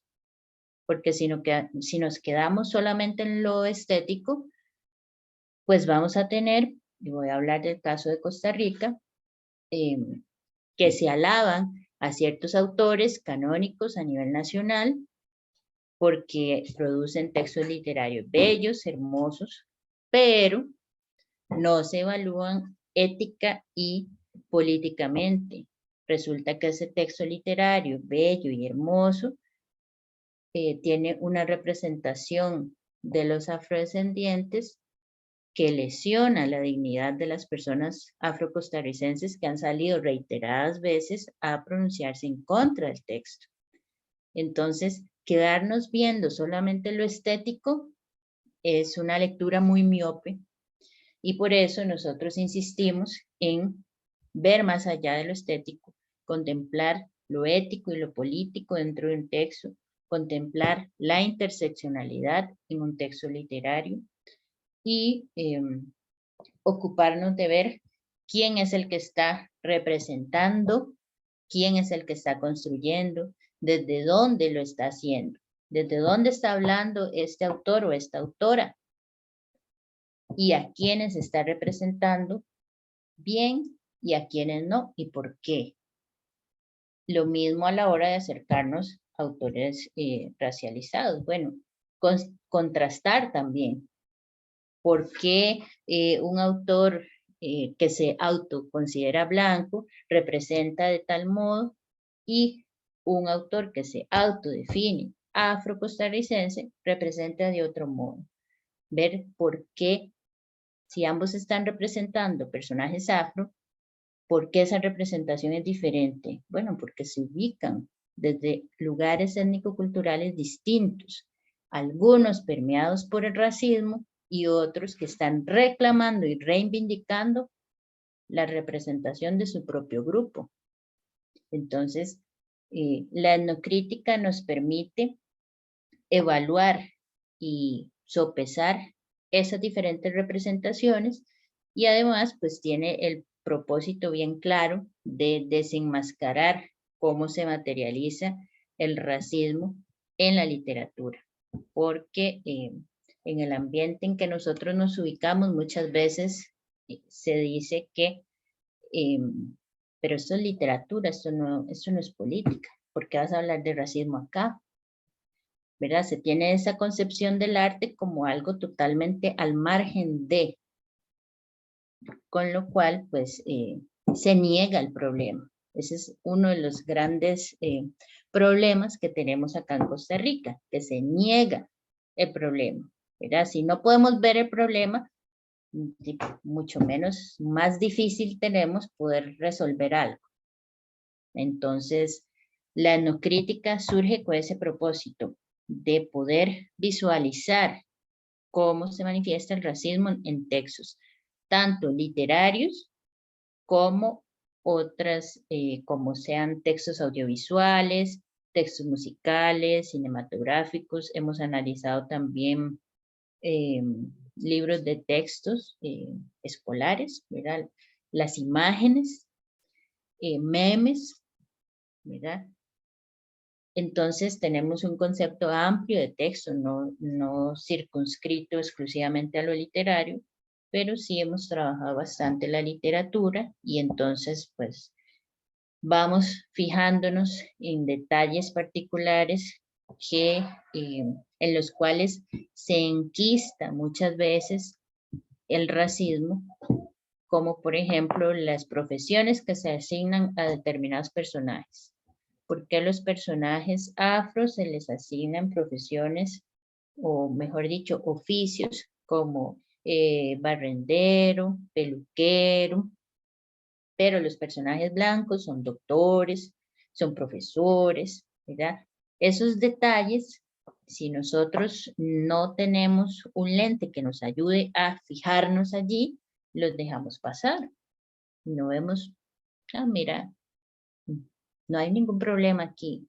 No, si hay un problema, ¿por qué? Porque entonces el texto está atravesado por la matriz colonial. No solamente representa a los personajes étnicos maximizando sus defectos y minimizando sus cualidades, sino que al grupo al que pertenece quien está hablando, este autor autodenominado blanco, se autoconstruye, se autorrepresenta al contrario, es decir, sus cualidades las va a maximizar y sus defectos los va a ocultar o los va a desaparecer. ¿Por qué? Porque va a maximizar los defectos que tenga el otro. Entonces, ciertamente, el discurso es un soporte fundamental para perpetuar el racismo. Y la teoría nos ha explicado muy bien que del discurso pasamos a las acciones, ¿verdad? Que el discurso ayuda a legitimar acciones y lo hemos visto en últimos tiempos, donde, por ejemplo, lo vimos con el caso de Estados Unidos, ¿verdad? Un Trump que desde su posición fácilmente en su discurso descalificaba a afrodescendientes, mujeres, etcétera, y entonces no hubo ningún problema en que la gente en el Capitolio hiciera lo que hizo, ¿verdad? Porque ya había un discurso en la mentalidad de las personas que legitimaba un proceder y un actuar. Entonces, de ahí la importancia de analizar el discurso. A veces la gente cree o piensa que las palabras son palabras y se las lleva el viento, pero ciertamente calan y van construyendo ideas y van justificando acciones.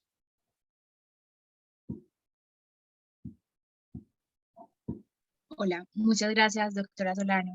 Aquí cuando nos hablaba usted de estas configuraciones de las ideas que se hacen, de inmediato se me viene a la mente una frase de una canción que dice: blanco combata doctor y el negrito yerbatero. Aquí en Colombia, yo creo que la mayoría de la gente sabe a qué canción me refiero. Me refiero a una canción del grupo Nietzsche, que son un grupo de salsa pues, y de todas maneras en sus letras, son muy políticos y hacen esta clase de denuncias que cuando uno no está en modo baile, se las pilla y nota pues la importante de las representaciones que están poniendo ellos allí. Bueno, ya vamos a ir terminando, ya vamos con la tercera ronda de comentarios del día de hoy. Y quiero preguntarles, o quiero pedirles más bien a nuestras dos invitadas y a nuestro invitado, con base a todo lo que hemos conversado hoy, pues y sus conocimientos previos, que si por favor nos recomiendan un autor o autora de literatura que haya trabajado lo étnico de una manera que ustedes digan, esta clase de representaciones étnicas o de visiones de mundo, de corporalidades o de religiosidades, necesitamos más de esto, tanto en la literatura como en las lecturas de los aficionados y las aficionadas a la literatura. Quisiera comenzar, por favor, doctora Mayra. Bueno, me acabo de enterar que Eulalia Bernhardt murió en julio de este año. Se nos están yendo muchas personas afro. Hay una en particular que a mí me enseñó muchísimo y es la también fenecida hace unos meses escritora cubana que se llama Georgina Herrera.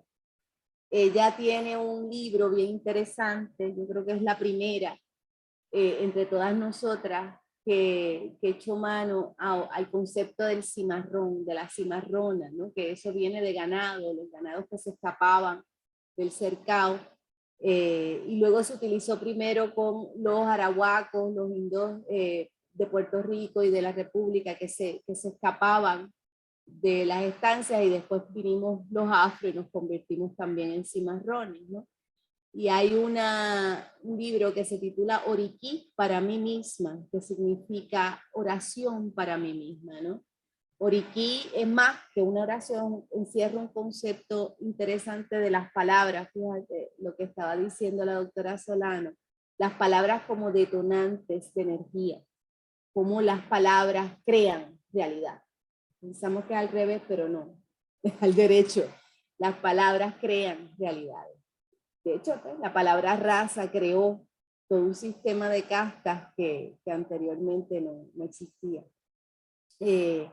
Entonces, Georgina Herrera es una persona que a mí me llama mucho la atención por el lado de cómo ella rescata y critica, ¿verdad? El afán también de las personas afrodescendientes por llegar a la modernidad.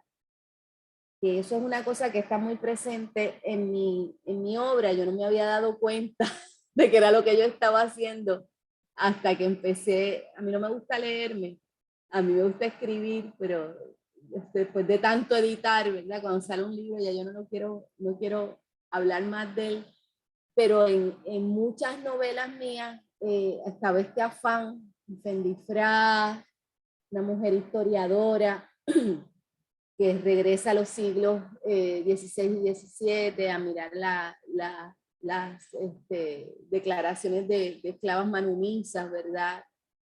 O la amante de Gardel, de esta muchacha que es enfermera, pero que está estudiando medicina, nieta de una comadrona, y que retoma toda la historia de control de natalidad y el desarrollo de la píldora anticonceptiva en Ovid que se hizo sobre los cuerpos de las mujeres racializadas en Puerto Rico. Nosotros fuimos el lugar donde se hicieron todos esos experimentos. Entonces, ese afán, ¿verdad?, por retomar y criticar la entrada de los racializados a la modernidad es una cosa que yo creo que empieza con Georgina Herrera y que luego pues muchas otras de nosotras hemos estado trabajando en cuentos y en narrativa. Yo quisiera que hubiese más narrativa de mujeres afro. Sé que es difícil escribirla porque pues uno tiene tiempo para un poema, para un cuento, pero para una novela eso es otro cantar. Pero yo creo que va a pasar pronto. hay un pensador que a mí me fascina. Y es, yo creo que es el heredero directo en ese ser que es Edouard Glissant. Y él dice cosas maravillosas. Yo las tengo aquí en inglés. Déjenme ver si la puedo traducir. Por ejemplo, dice una cosa hermosísima acerca de la historia.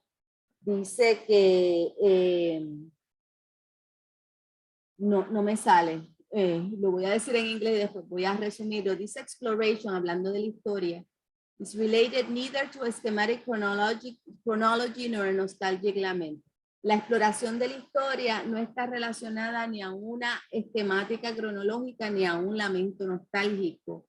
Habla de la identificación con una noción dolorosa del tiempo y su proyección hacia el futuro, sin la ayuda de los platós reconocidos en el tiempo de los cuales ha disfrutado el occidente.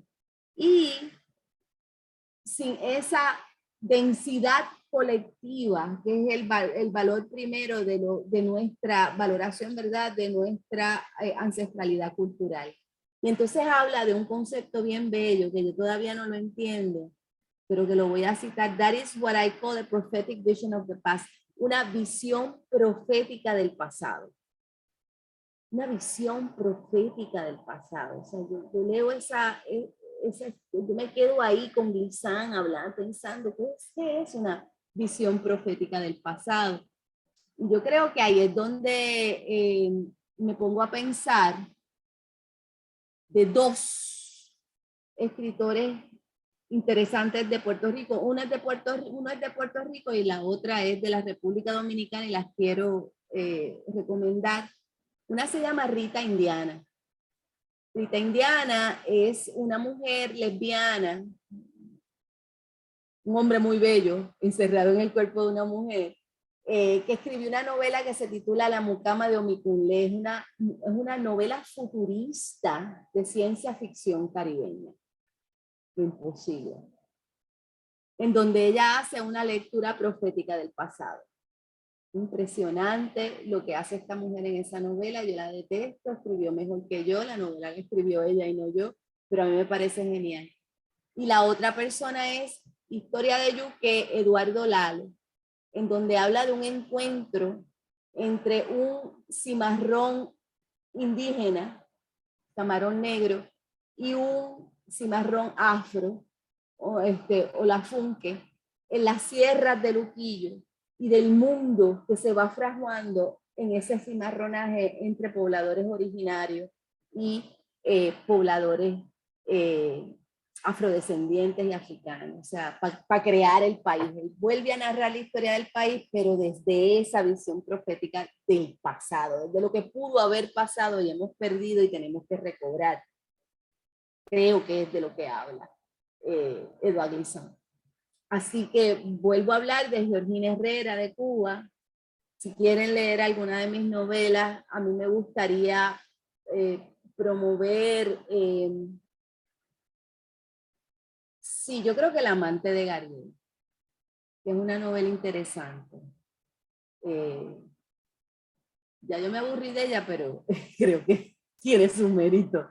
Y esa novela de Rita Indiana, La mucama de Omikunle, que es una novela de ciencia ficción, y también la historia de Yuque, de Eduardo Lalo, que está por Corregidora en Argentina. Son novelas que cambian, o sea, no tienen nada que ver con la literatura que se está escribiendo en otras partes del mundo y que te rompe los esquemas de lo que es posible escribir.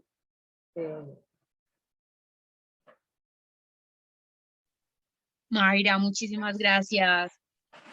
Doctor Ugalde, quisiera seguir usted, por favor, con su recomendación. Sí, bueno, pues a mí me encanta, me fascina una novela de otra escritora del Caribe francés, esta vez de Guadalupe, que se llama Maryse Condé. La novela es Tituba, ¿no? Yo, Tituba, bruja negra del Salem, ¿no? Que me parece que también es emblemática por muchos aspectos, ¿no? Por esta reconstrucción de los saberes, de los cuerpos, de las historias, de las formas y de las presencias de esas otras tradiciones. A mí me encanta esa novela y bueno, pues yo no hago más que siempre que puedo la pongo en algún curso que doy, también como parte de las lecturas. Entonces, sería mi recomendación. Muchas gracias, doctor Ugalde. Marisa Conde, sí tengo la fortuna de leerla. Justamente me trajeron un amigo, viajó desde allá, desde ese otro lado, y acá la tengo. Bueno, muchas gracias por traernos a colación a Marise.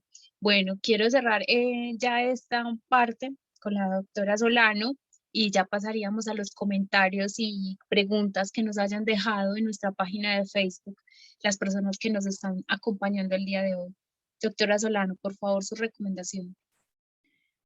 Bueno, para mí ha sido fundamental leer a Toni Morrison y en el contexto latinoamericano a mujeres como Mari Grueso de Colombia, a Victoria Santa Cruz en Perú y en el contexto costarricense a Shirley Campbell. Rápidamente aquí quisiera leer un poema. Sé que estamos cortos de tiempo, pero rapidito. Se llama Nuestra historia. La nuestra no nos llegó en capítulos, ni de menor a mayor, como suele suceder. No nos llegó desde el principio, desde la cuna, desde los primeros días de escuela. No nos apareció en libros o en las sorpresas de los cereales o esas cosas. Se nos portó cruel y egoísta. Se nos mantuvo oculta como una ladrona, como quien se resiste a dar luz y compartir. Ella nos llegó en lenguajes desconocidos, fragmentada, nos llegó interpretada por los enemigos con sus rostros y sus verdades. Se nos entregó sucia, vacía, hecha pedazos. Nos llegó en harapos, descalza, acribillada. La recogimos humillada. Fue necesario que saliéramos como valientes guerreras a recuperarla, limpiarle las lágrimas, las manos, vestirla de nuevo, llenarla de orgullo, lavar sus rodillas, y cuando estuvo lista, la sacamos al sol. Y nuestra historia entonces luce hermosa, resplandeciente, fuerte, y camina desde entonces con el pecho erguido y la frente alta. Muchas gracias, doctora Solano, por traernos a colación este poema tan necesario de Shirley Campbell y las otras autoras que también nos menciona y que también he tenido la fortuna de leer. Ahora, para pasar a los comentarios, quiero iniciar con uno que nos hace Jenny Tenorio. Quiero decir antes que Jenny Tenorio es una de nuestras escritoras afrocolombianas. Le agradezco mucho por estar por acá haciéndonos compañía. Ella nos trae el siguiente comentario. En Colombia, a pesar de la cantidad de literatura afro que se está publicando, sigue sin ser visibilizada.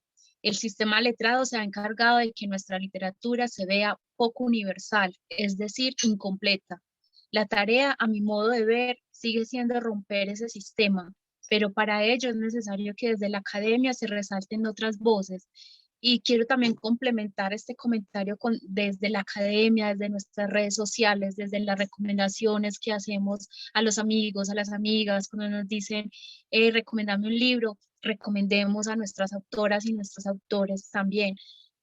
Puede parecer a veces un poco difícil leer algunos contextos, pero yo también digo, pues cuántos de nosotros hemos viajado a Europa, a Francia, a la Torre Eiffel, cuántos hemos viajado y conocemos el medioevo en España, pues tampoco sabemos. ¿Y qué hicimos? Aprendimos. Entonces también esto podemos hacer con los mundos que los autores étnicos, afrodescendientes, indígenas, rom, nos presentan en sus textos. Bueno, ahora las preguntas. Ildefonso Palemón Hernández Silva nos comenta, Sería muy bueno que se pusieran metas en el fenómeno de la descolonización para que en forma concreta se valore si avanzamos o no. ¿Qué metas podrían establecerse? Quiero decir algo antes y me parece que esto apunta a lo que hemos estado hablando hoy acerca de la racionalización, cuando hablamos de valores y metas. Pero entonces también nos llega la pregunta, y en términos del sentipensamiento, del sentipensar conocer, ¿podemos generar esas metas para establecer hacia dónde vamos? ¿Quién de ustedes nos quiere ayudar con esta respuesta? Bueno, yo creo que hay una meta muy urgente que tenemos que hacer. Ahora mismo yo me encuentro haciendo esto desde Puerto Rico, que estoy, gracias al cielo de que somos colonia gringa y que Trump se portó tan mal con Puerto Rico.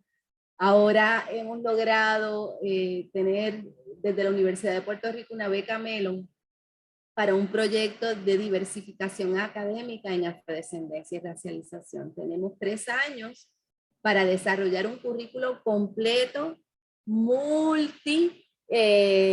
transdisciplinario y multicultural para crear el primer bachillerato en estudios étnicos en español en la Universidad de Puerto Rico, centrado en afrodescendencia, y no es en afrodescendencia puertorriqueña, sino en afrodescendencia y estudios afroindígenas. Lo logramos, compañeros.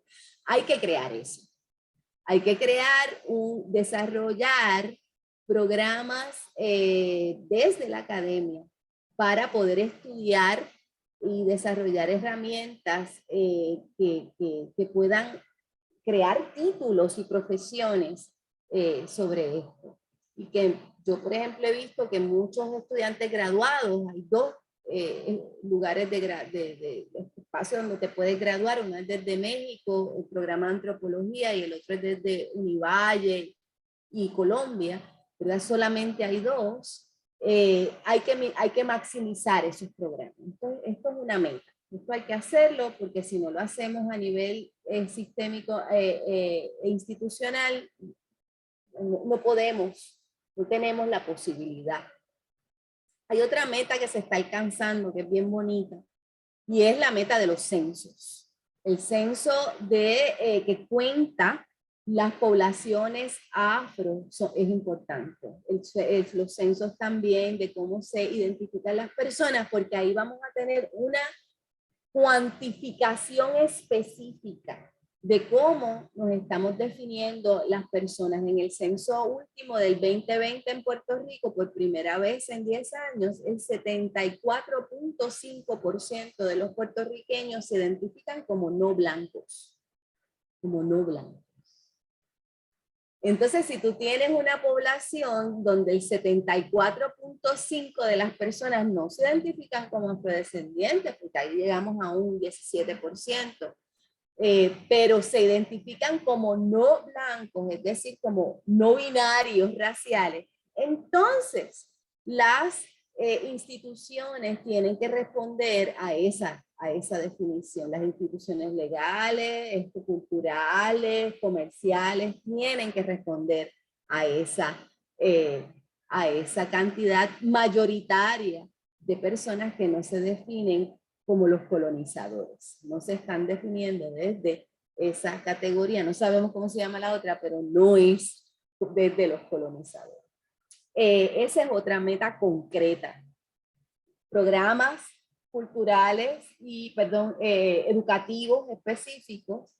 Ese programa que yo estoy trabajando también tiene un enlace directo con el Departamento de Educación Pública en el país. O sea, nosotros vamos a hacer certificaciones y talleres a nuestros maestros de escuela para que ya vayan trabajando en sus currículos escolares, otra historia, otras categorías, otras cosas que se pueden hacer. A niveles académicos, yo creo que una de las cosas que tenemos que propiciar es ayudas para la investigación y la escritura de tesis y de crítica literaria, de papers, de todo lo que sea, de personas que quieran trabajar estos temas, ¿verdad? Porque como se ha premiado lo otro, ahora hay que premiar para balancear. y la creación de discursos como estos que se van a quedar grabados y que van a servir de material de investigación para otras clases es fundamental para ello, la creación de material didáctico y educativo y filológico para que cuando los estudiantes, cuando alguien diga, no, eso no se ha discutido nunca en la academia, permiso, pero yo tengo la liga aquí de que sí, se ha discutido y que hay personas en muchos lugares haciendo estas preguntas. O sea que eso es bien importante. Con lo que se sueña, yo creo que con centros de investigación transnacional. Es decir, y esto es bien fácil por internet, mira aquí estamos desde Costa Rica, desde México, desde todas partes, desde Colombia, que se pueda hacer unos depositarios internacionales que se compartan con muchas universidades para que la gente pueda acceder más fácilmente a estos materiales de discusión. Creo que congresos no nacionales, sino multinacionales, donde nos podamos encontrar y hablar de estos temas es importante también. Ahora en marzo, si todo sale bien, va a haber una cumbre afro en Puerto Rico del 21 al 27 de marzo, donde vamos a estar transmitiéndolo todo por internet también y la red va a tener su enlace para que la gente se pueda conectar a las 27 mesas y 54 eventos que vamos a tener durante esa semana y después yo voy a caer en comatosa. Pero esas cosas son importantes, ¿no? Eso puede medir de manera bien concreta los programas de diversificación, las ayudas a estudiantes que estén investigando estos temas, los encuentros internacionales de producción de saberes, los censos. Los censos son bien importantes para poder redefinir lo que somos nosotros en nuestra Abya Yala, ¿verdad? En nuestra América Latina, cómo nos estamos definiendo de cara al siglo XXI. En el siglo XX nos definíamos de manera nacional, pero ya no, ya esto está cambiando. Y entonces, ¿cómo articulamos esas nuevas definiciones? Es importante mirarlas y cuantificarlas también. Bueno, muchas gracias. No sé si otro de nuestros invitados quiera complementar de alguna manera o sigo con la siguiente pregunta. Continúo. Bueno, nada más de Adelante. manera, digamos, para reseñar.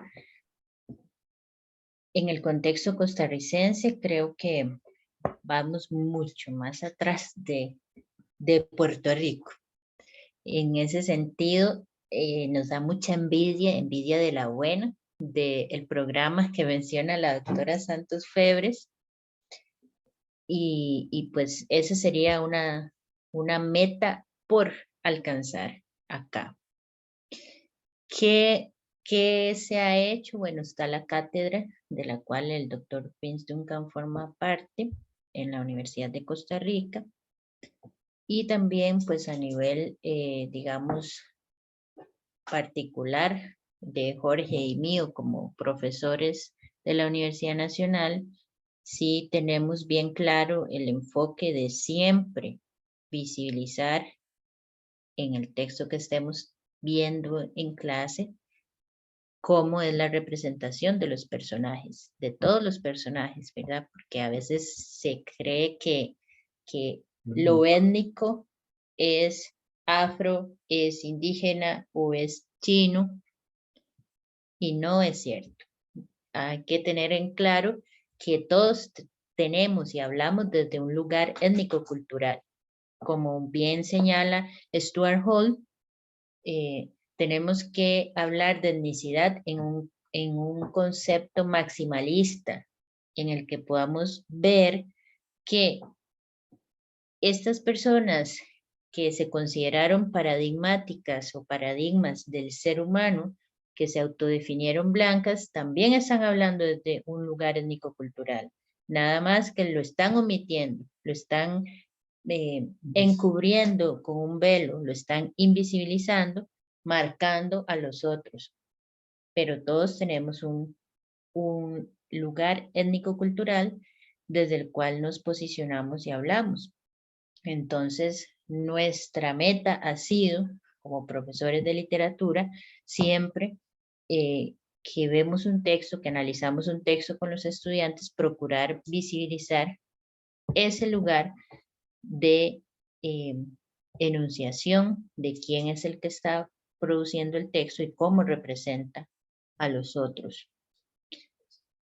Entonces, pues, por ahí vamos, como les digo, vamos años luz atrás de lo que nos comentan en Puerto Rico, pero también muy importante el acompañamiento y el diálogo de justamente otros lugares, otras mentes, otras visiones que van mucho más adelantados. Inclusive el comentario que leía ahora María sobre Colombia, tenemos mucha literatura, pero no se está leyendo o no se está analizando, no ha entrado al canon. Bueno, en el caso de Costa Rica no podemos decir que tenemos mucha literatura porque la publicación sí es un problema.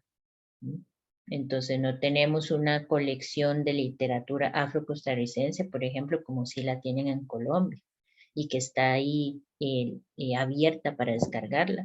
Ese no es el caso nuestro. Entonces, por ahí creo que las tareas pendientes son muchísimas más. Muchas gracias, doctora Solano. Una cosita así para complementar ahí. Ciertamente, por fortuna, tenemos bastantes autoras afrocolombianas que escriben. Más aquí retomo una de las observaciones que hacía Mayra y decía, también necesitamos escribir narrativa. En mi tesis que me dediqué a hacer este trabajo, en poesía afortunadamente tenemos bastante, pero en narrativa sí todavía nos falta muchísimo. Bueno, a menos que el doctor Ugalde quiera complementar algo, quisiera entonces ya leer la siguiente pregunta para ir cerrando.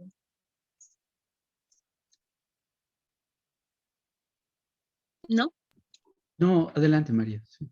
Bueno, muchas gracias. Dice Pedro Luis Serna Alonso, y esta pregunta: sería interesante saber de qué manera se puede distinguir cuando se está en el campo del surrealismo o expresionismo y cuando en el campo de la filosofía africana, por ejemplo, Bantú. ¿Alguien quién quiere responder a esa pregunta, por favor?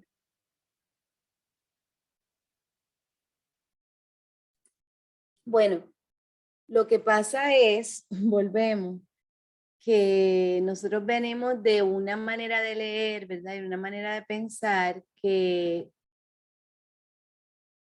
tiende a lo tangible, ¿verdad? A lo medible como única realidad referencial. Entonces, yo, por ejemplo, cuando me pongo a pensar en esa dicotomía, no puedo evitar pensar en El reino de este mundo, de Alejo Carpentier, donde él precisamente, ¿verdad? El gran problema de la novela completa es cómo ve la vida el colono y cómo la ve Tinoel, el esclavo, el esclavizado, perdón, haitiano, ¿verdad? Como lo que se llamó lo real maravilloso, ¿verdad? Que venía, que fue la postura de Alejo Carpentier frente a los surrealistas. De hecho, en el prólogo del reino de este mundo, él lo explica, él dice, bueno, los franceses se creen que todo es magia, pero entonces aquí hay otra realidad que toca un límite de lo racional, ¿verdad? Y que muchas veces se ve como mágico, como realismo mágico, como esa otra cosa, como locura, ese excedente de las categorías de la razón. Entonces yo creo que esa discusión se tuvo desde el 1944 con el prólogo del reino de este mundo y muchas otras cosas, y de hecho se usa mucho para desestimar la literatura afro y la literatura indígena y muchas otras literaturas como literaturas no racionales, ¿verdad? Subhumanas. Yo creo que tenemos ya que como que movernos de ahí. Y una de las cosas que yo por lo menos hago es que no cuestiono. Yo propongo esta otra realidad en lo que yo escribo y no cuestiono ya, cuáles son las categorías en las que van a estar siendo posicionadas, ¿verdad? Porque no, mi interlocutor no es, déjenme ver cómo digo esto, mi interlocutor no es el amo, no es. O sea, yo quiero hablar con mucha más gente. Entonces, pues está chévere, ¿verdad? Yo conozco mucha gente de muchos colores que son antirracistas. No todas las personas antirracistas son racializadas. De hecho, yo conozco mucha gente negra que es racista y que es xenófoba y que, o sea, los puertorriqueños en contra de los dominicanos en contra de los haitianos, pues son más negros. O sea, el hecho de que tú seas una persona de cierto fenotipo no te exime de las organizaciones mentales, ¿verdad? Y discursivas e ideológicas que nos categorizan. Pero yo con quien quiero hablar, ¿verdad? Son con la gente antirracista, con la gente que tiene curiosidad intelectual, con la gente que quiere abrir maneras de pensar de otra forma, de todos los colores, de todos los países, de todos los lugares, porque a lo último, a lo que queremos llegar, por lo menos yo, ¿verdad? Desde lo que yo escribo, es a la humanidad. A esa nueva categoría de humanidad donde quepamos todos y todas de manera una y múltiple, ¿verdad? Desde nuestras maneras de ver el mundo.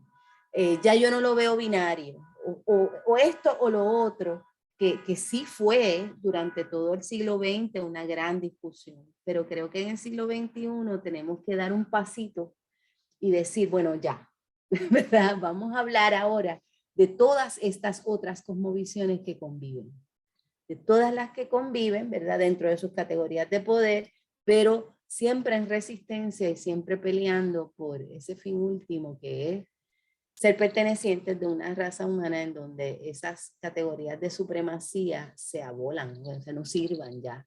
Por lo menos yo quisiera dejarle ese mundo a mis hijos. Muchas gracias, Maya. Si se me permite, yo quisiera recomendar acá un libro que va por la línea que acabas de mostrarnos. Se llama Mundos Mágicos, la otra realidad en la narrativa de autoras afroamericanas de Susana Vega. Y ella explica muy bien ahí a través de estas autoras esa diferenciación entre el realismo mágico y las experiencias de los otros mundos o de la cosmovisión del mundo que tienen algunas comunidades afroamericanas. Ese libro es muy bonito y en realidad le ayuda a uno a comprender muchas cosas. Bueno, entonces ya para cerrar, desde Afro-Indoamérica, como una forma de sentir más cercanos a las personas que nos acompañan, nos gusta leer los mensajes que nos dejan en la página, así que procederé a leerlos rápidamente. Juan Manuel Cástulo saluda a los panelistas. Curvilínea Areli dice saludos a los profes Jesús, Sergio y Mayra. Será grandioso escucharles de nuevo ahora juntos. Un abrazo y gracias por la reunión. También nos dice el doctor Omer Watu Benje, buenas tardes compañeros. La doctora Judith Solís Tetis dice, es un gusto verlos y escuchar a tan brillantes investigadores. Y dice investigadores porque la encuentra una palabra mixta, neutra. También dice, bueno, esta ya lo leí de ella misma. Continúo con, esta también ya la leí. Dice Pedro Luis Alonso, sería interesante saber, no, ese ya, me acabaron de responder. Y por último, Cecilia Estrada dice felicidades, muy interesante. Alejandro Álvarez Martínez dice, retoma la frase, las palabras crean realidades opresoras, pero también realidades liberadoras. La palabra posee un poder inimaginable o al contrario, muy imaginable. Felicidades por el conversatorio. Y Delfonso Palemón nos pide que luego pongamos la información del foro al cual nos invitó la maestra Mayra. Después de aquí, desde la red, nos comprometemos a ponerla ahí o a ponerla directamente en nuestra página para que a todos y todas nos quede fácil poder acceder a ese evento. Solange Cuchillo Hakanami Hoy dice, ¿podemos encontrar más información en línea de la propuesta de diversificación académica que menciona Mayra Santos? Creo que es una pregunta para Mayra, que si podemos encontrar más información en línea de la propuesta de diversificación. Ya con esto cerraríamos los comentarios. cerraríamos con nuestro encuentro de hoy. Si alguien de mis compañeros en la sala quiere cerrar esta reunión.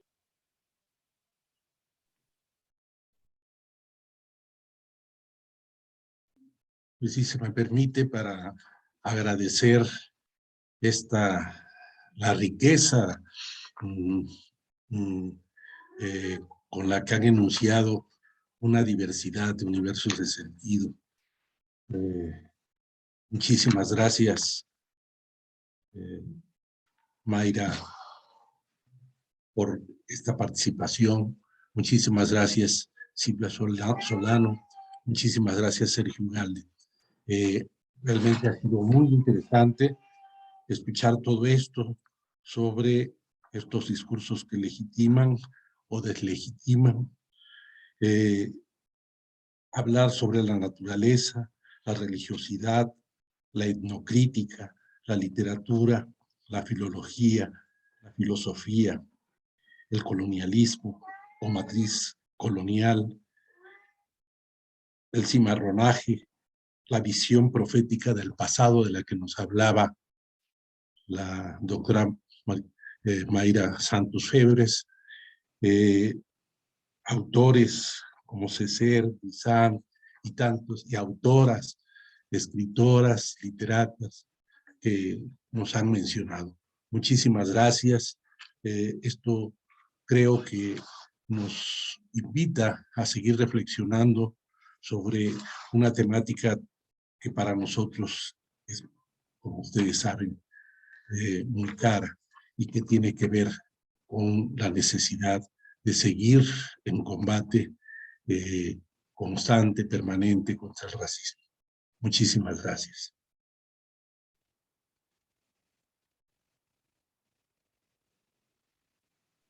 Bueno, entonces damos por terminado nuestro conversatorio del día de hoy. Nuevamente agradecemos a las participantes, la doctora Mayra Santos Febres, la doctora Silvia Solano Rivera y el doctor Sergio Ugalde Quintana.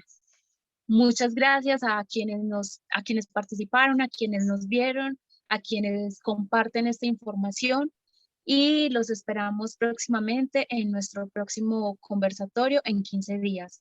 Abrazos para todos y para todas. Que tengan buena noche.